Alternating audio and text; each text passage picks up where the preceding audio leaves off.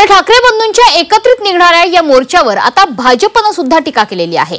गमावलेली राजकीय स्पेस मिळवण्याचा हा प्रयत्न असल्याचा हल्लाबोल भाजपचे मुख्य प्रवक्ते केशव उपाध्ये यांनी केला।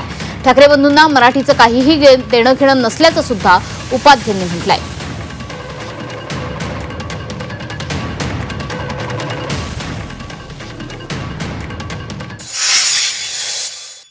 गमावलेली राजकीय स्पेस, राजकीय पद पुन्हा मिळवण्यासाठी केलेली ही धडपड आहे। यांना मराठी भाषेबद्दल काहीच देणं घेणं नाही।